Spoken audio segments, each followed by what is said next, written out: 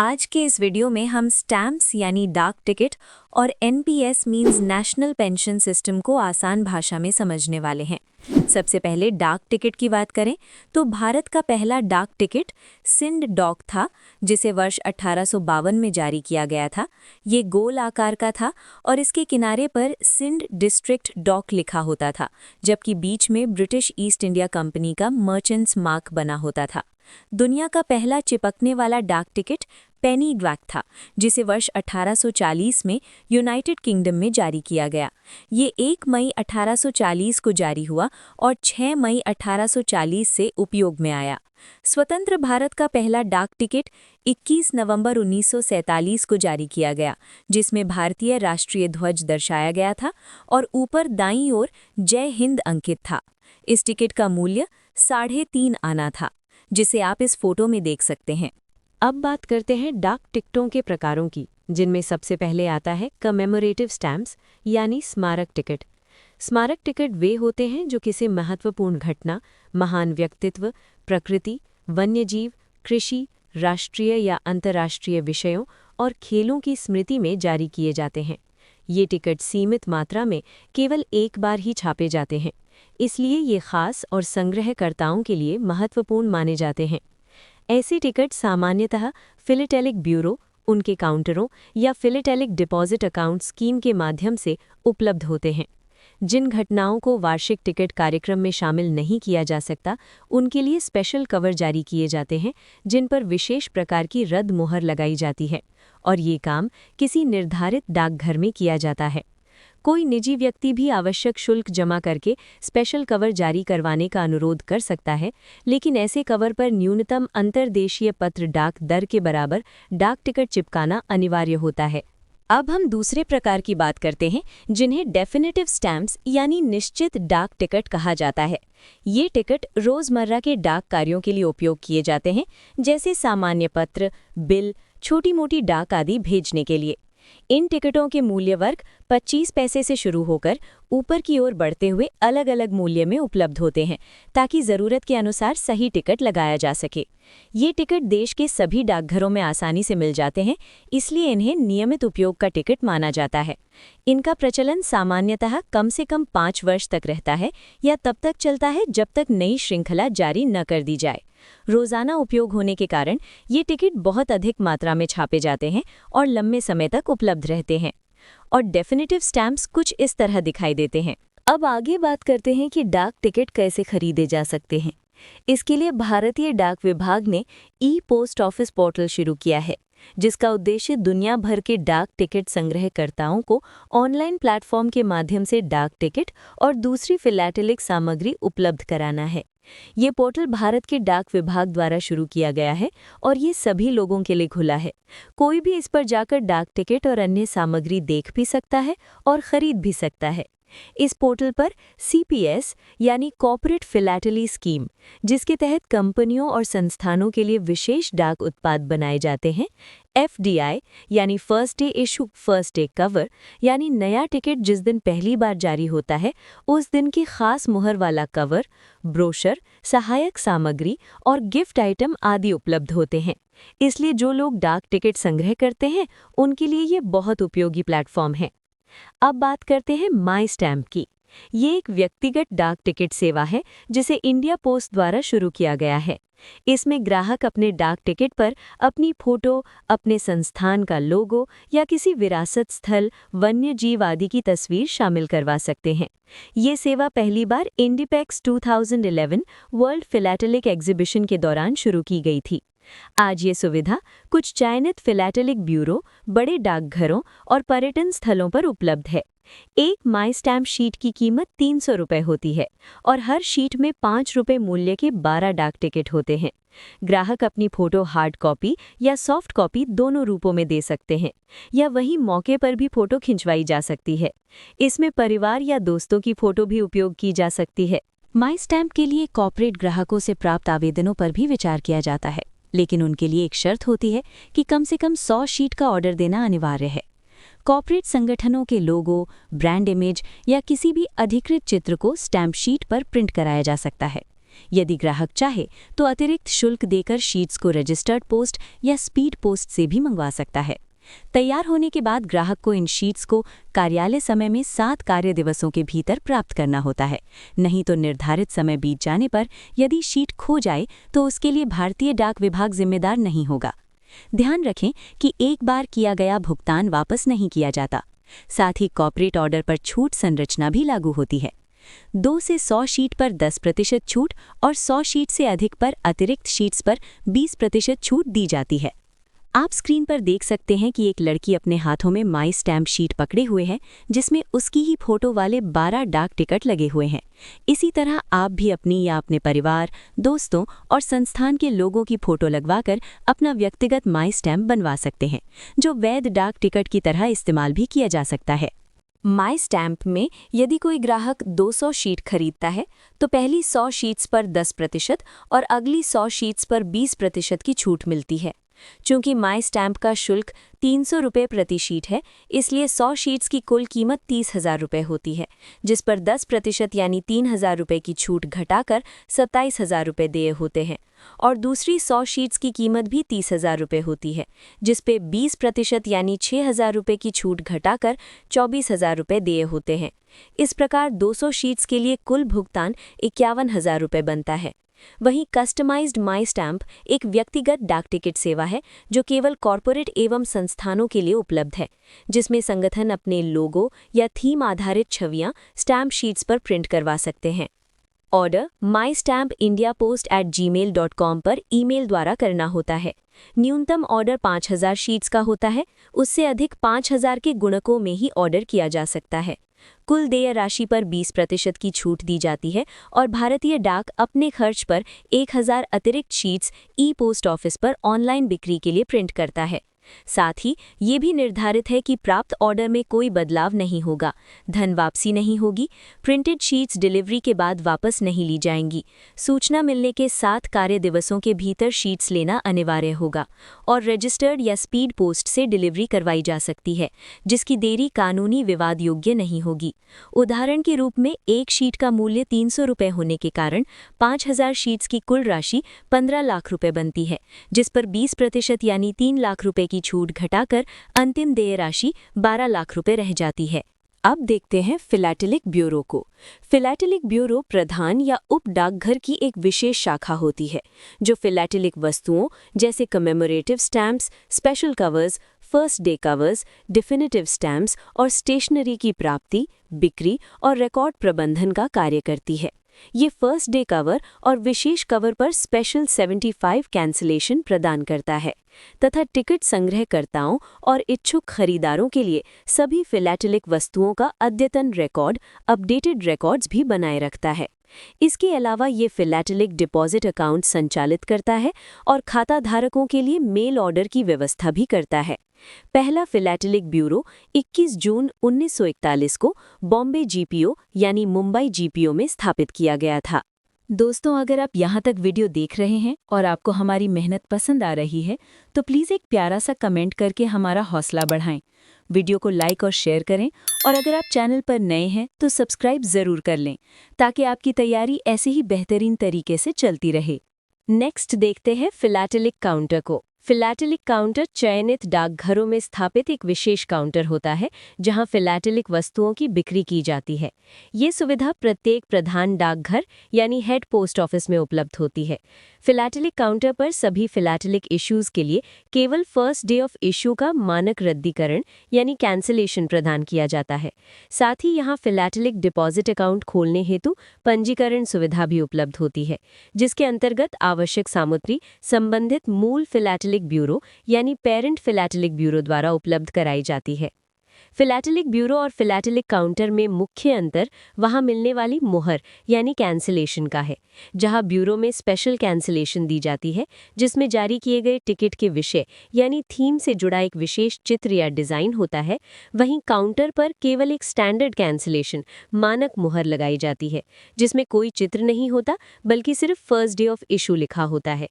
Special 75 cancellation फिलैटेलिक bureau वाली विशेष मुहर का एक उदाहरण है, जिसमें भारत की आज़ादी के 75 वर्ष अमृत महोत्सव के उत्सव को दर्शाने वाला विशेष लोगो इस्तेमाल किया गया था। अब बात करते हैं फिलैटेलिक डिपॉजिट अकाउंट यानी फिलैटेलिक जमा खाता की। ये योजना 1 अगस्त 1965 से भारत के सभी फिलैटेलिक ब्यूरो में शुरू की गई थी।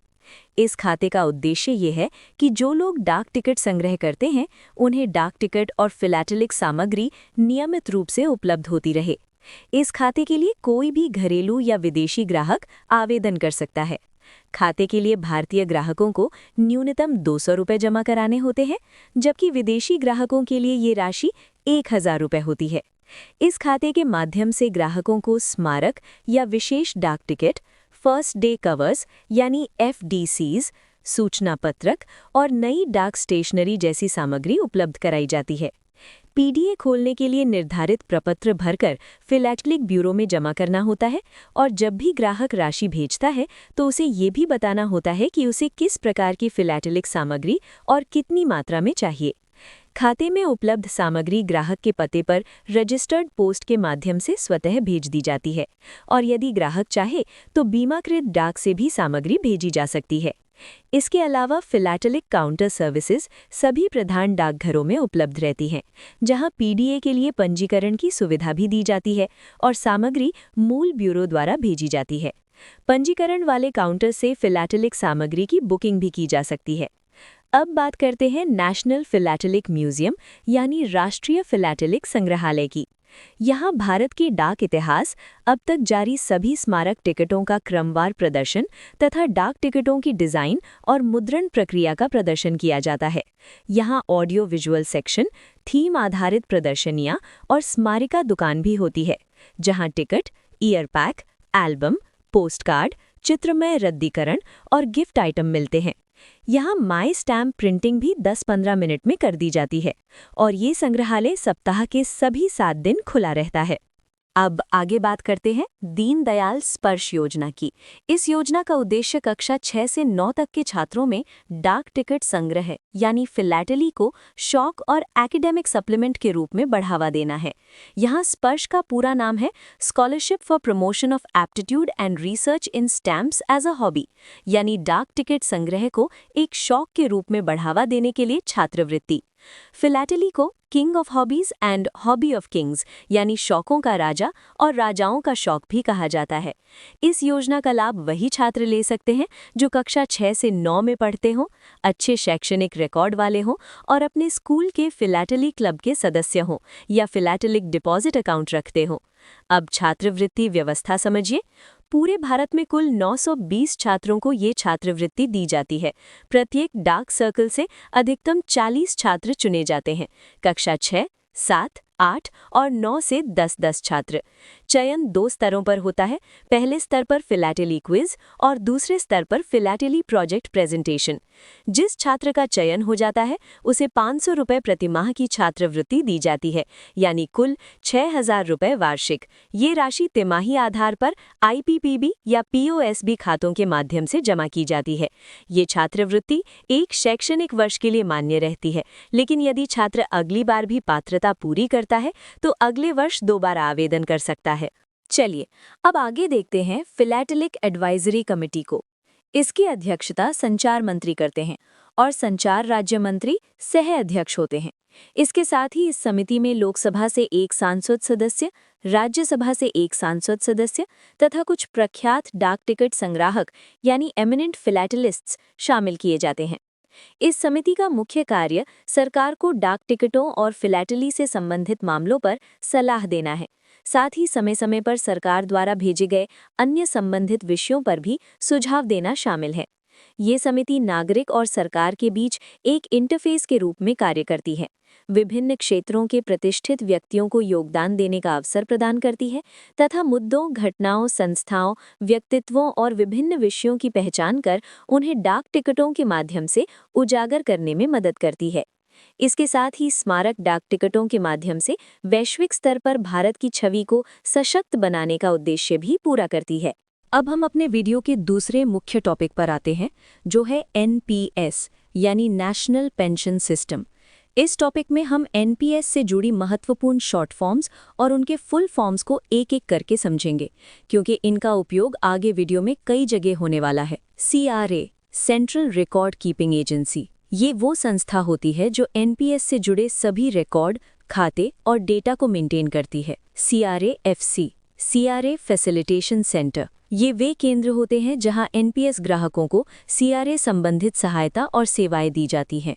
DSC, डिजिटल सिग्नेचर सर्टिफिकेट, ये एक डिजिटल सिग्नेचर होता है जिसका उपयोग ऑनलाइन ऑथेंटिकेशन और सुरक्षित अनुमोदन के लिए किया जाता है। MIS, मैनेजमेंट इंफॉर्मेशन सिस्टम, ये रिपोर्ट और डेटा मैनेजमेंट से जुड़ी सिस्टम होती है जिससे पूरी एनपीएस गतिविधि की निगरानी और रिपोर्टिंग की जाती है। NPSCAN, NPS contribution accounting network, ये एक नेटवर्क सिस्टम है जो ग्राहकों द्वारा जमा किए गए एनपीएस योगदान कंट्रीब्यूशन को प्रोसेस और मेंटेन करता है। NSDL, national securities depository limited, ये संस्था एनपीएस में CRA की भूमिका निभाती है और रिकॉर्ड मेंटेन करने का काम करती है। PFM, पेंशन फंड मैनेजर, ये वे फंड मैनेजर होते हैं जो आपके एनपीएस के पैसे को अलग-अलग स्कीमों में निवेश करते हैं।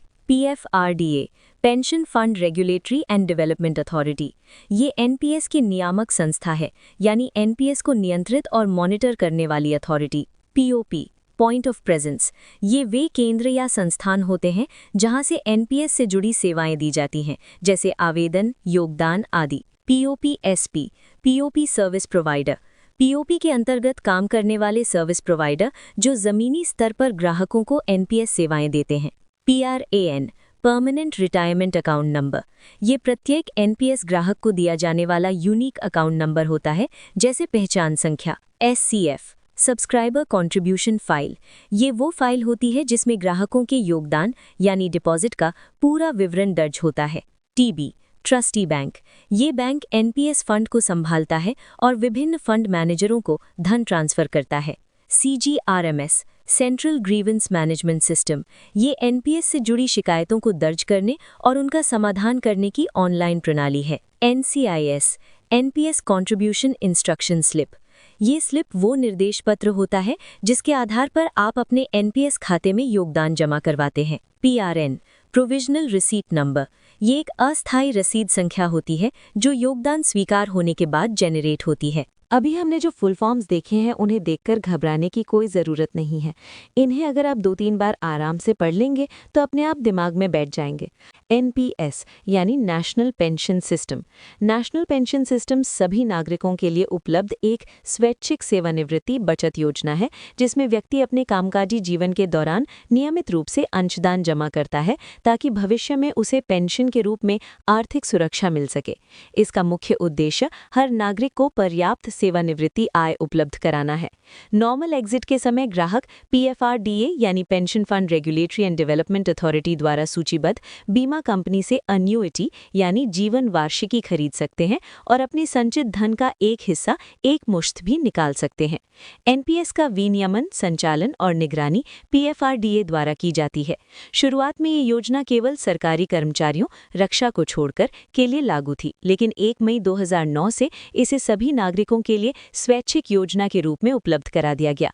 इस योजना में कई प्रमुख इकाइयां जुड़ी होती हैं, जैसे PFRDA पेंशन नियामक संस्था के रूप में, NSDL means national securities depository limited केंद्रीय रिकॉर्ड एजेंसी के रूप में, NPS ट्रस्ट सभी परिसंपत्तियों का पंजीकृत मालिक होता है, भारतीय डाक को POP यानी पॉइंट ऑफ प्रेजेंस के रूप में नियुक्त किया गया है, प्रधान डाकघर POP सर्विस प्रोवाइडर के रूप में कार्य करते हैं और मैसूर प्रधान डाकघर डाक कर्मचारियों के लिए नोडल कार्यालय के रूप में कार्य करता है। अभी हम देखते हैं कि एनपीएस खाता कौन खोल सकता है। भारत का कोई भी नागरिक, चाहे वो निवासी हो या अनिवासी, निर्धारित शर्तों के अनुसार एनपीएस खाता खोल सकता है।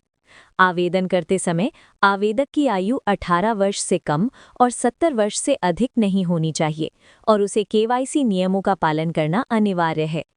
एनपीएस सभी केंद्रीय सरकार और राज्य सरकार के कर्मचारियों के लिए अनिवार्य है, हालांकि पश्चिम बंगाल, राजस्थान और छत्तीसगढ़ के लिए ये अनिवार्य नहीं है।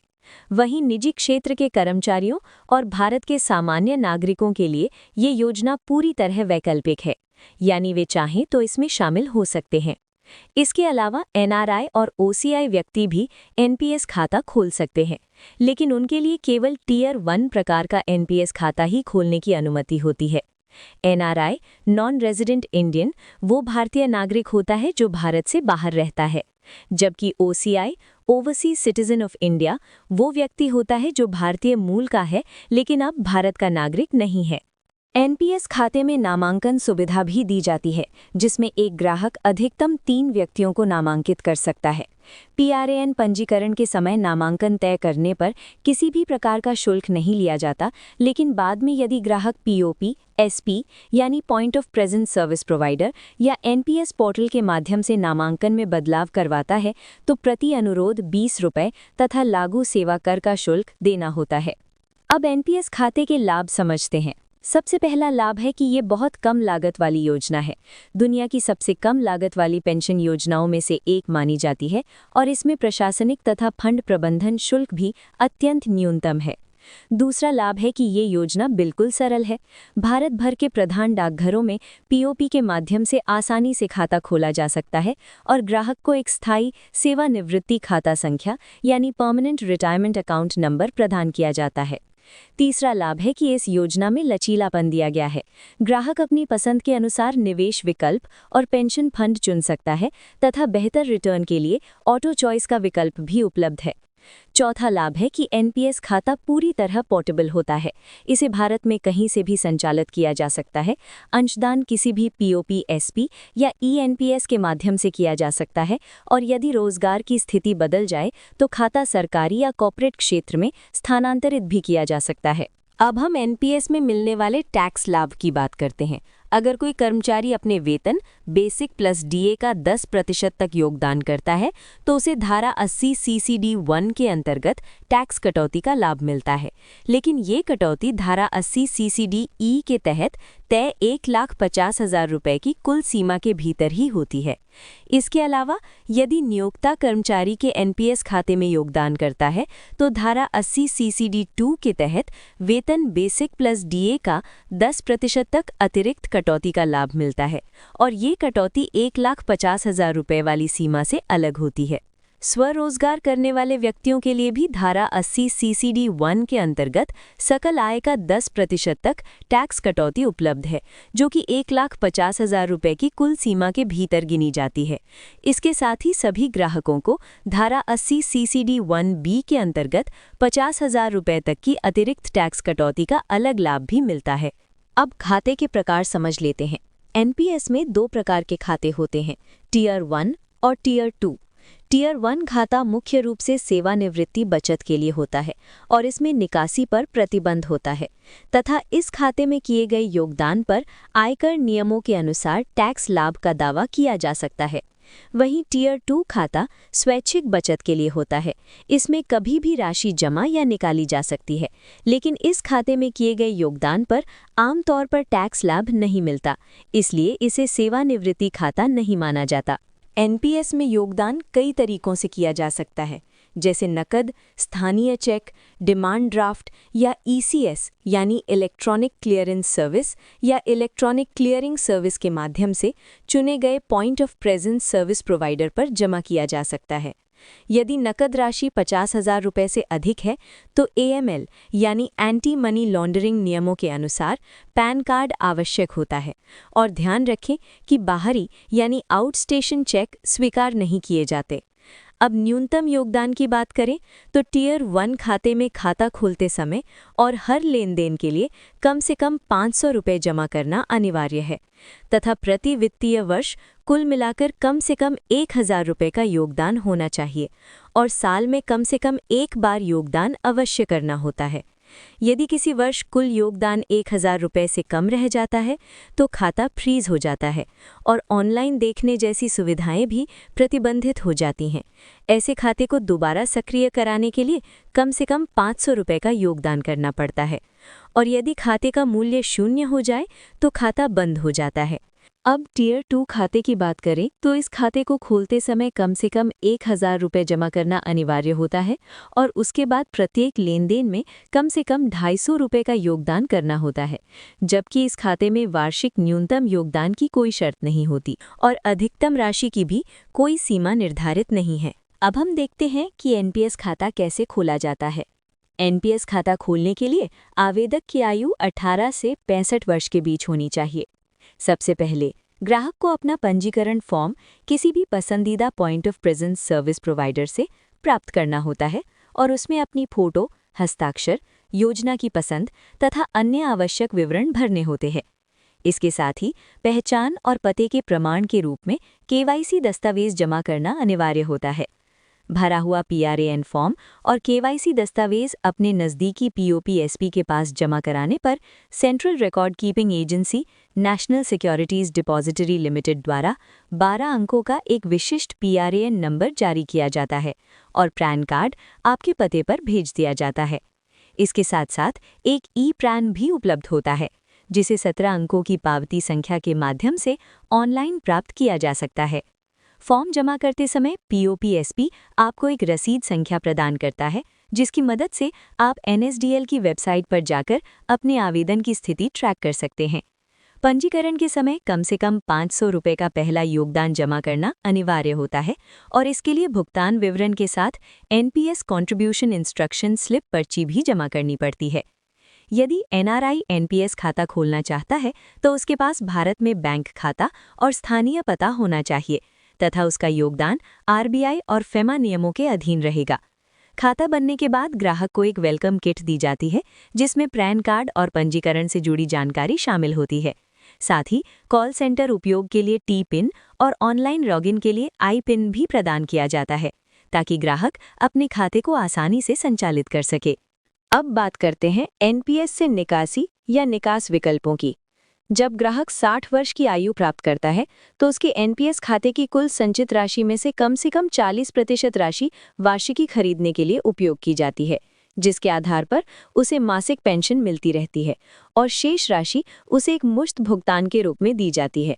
यदि संचित राशि 5 लाख रुपए से कम है तो ग्राहक को 100% राशि एक मुश्त निकालने की अनुमति होती है। एक मुश्त निकासी को 75 वर्ष की आयु तक स्थगित भी किया जा सकता है और ग्राहक चाहे तो 75 वर्ष की आयु तक योगदान भी जारी रख सकता है, लेकिन इसके लिए विकल्प का चयन 60 वर्ष की आयु पूरी होने से कम 15 दिन पहले करना आवश्यक होता है। यदि कोई ग्राहक 60 वर्ष की आयु से पहले एनपीएस से बाहर निकलना चाहता है और उसने एनपीएस में कम से कम 10 वर्ष पूरे कर लिए हैं, तो उसे संचित राशि का 80% भाग अनिवार्य रूप से वार्षिकी में लगाना पड़ता है और शेष 20% राशि एक मुश्त निकाली जा सकती है। यदि कुल राशि 2.5 लाख रुपए से कम है तो पूरी राशि एक मुश्त निकाली जा सकती है। मृत्यु की स्थिति में नामांकित व्यक्ति को 100% राशि एक मुश्त दी जा सकती है। हालांकि यदि वो एनपीएस को जारी रखना चाहे तो उसे नया केवाईसी और सदस्यता प्रक्रिया पूरी करनी होगी। निकासी और दावों की पूरी प्रक्रिया सीआरए द्वारा एनपीएस सीपीसी सेल के माध्यम से की जाती है और इनके प्रदर्शन की निगरानी पीएफआरडीए के निर्देशों के अनुसार की जाती है। वर्तमान में एनपीएस सीपीसी पूरी तरह कार्यरत है। एनपीएस सीपीसी का पूरा नाम है एनपीएस क्लेम्स प्रोसेसिंग सेल। इस सेल का काम होता है फॉर्म की जांच करना, दस्तावेजों का सत्यापन करना, संचित राशि की गणना करना, वार्षिकी से जुड़ी प्रक्रिया पूरी करना और अंत में भुगतान को अंतिम रूप देना। यानी एनपीएस में जब भी कोई विड्रॉल, एग्जिट या डेथ क्लेम किया जाता है तो इन सभी दावों की प्रोसेसिंग का पूरा काम इसी एनपीएस सीपीसी के माध्यम से किया जाता है। एनपीएस के वित्तीय नियमों के अनुसार खाता खोलते समय ग्राहक को कम से कम 500 रुपये का प्रारंभिक योगदान जमा करना अनिवार्य होता है। इसके बाद भी ग्राहक जब जब अंशदान करता है तो हर बार न्यूनतम 500 रुपये का योगदान करना होता है और टियर 1 खाते के लिए प्रति वित्तीय वर्ष कुल मिलाकर कम से कम 1000 रुपये का न्यूनतम योगदान करना अनिवार्य है। साथ ही हर वर्ष कम से कम एक बार लेन देन यानी योगदान करना जरूरी होता है। अब शुल्क संरचना की बात करें तो एनपीएस खाता खोलते समय 200 रुपये का पंजीकरण शुल्क लिया जाता है। इसके अलावा हर अंशदान पर 30 रुपये का योगदान शुल्क लिया जाता है और सामान्य सेवा शुल्क जनरल सर्विस चार्जेस भी 30 रुपये होता है।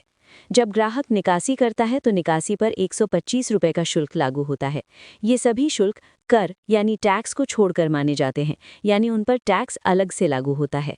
म्यूचुअल फंड से जुड़ी कुछ महत्वपूर्ण शॉर्ट फॉर्म है, जैसे यूटीआई, जिसका पूरा नाम है unit trust of India, NISM, जिसका पूरा नाम है national institute of securities markets, यानी प्रतिभूति बाजार का राष्ट्रीय संस्थान, और ईयूआईएन, जिसका मतलब है एम्प्लॉई यूनिक आइडेंटिफिकेशन नंबर, यानी कर्मचारी अद्वितीय पहचान संख्या। चुनिंदा यूटीआई म्यूचुअल फंड योजनाएं केवल नामित डाकघरों से बेची जाती हैं और इनकी बिक्री केवल उन्हीं कर्मचारियों द्वारा की जाती है जो एनआईएसएम या ईयूआईएन प्रमाणित होते हैं। इसका उद्देश्य ये सुनिश्चित करना है कि निवेश से जुड़ा काम प्रशिक्षित और प्रमाणित स्टाफ द्वारा किया जाए, ताकि निवेश मानकों का पालन हो, ग्राहक के हित सुरक्षित रहें और उन्हें सही मार्गदर्शन मिल सके। वीडियो को लाइक, शेयर, सब्सक्राइब करने के साथ साथ उसे हाइप भी ज़रूर करें ताकि हमें आगे और अच्छे वीडियो बनाने का मोटिवेशन मिल सके।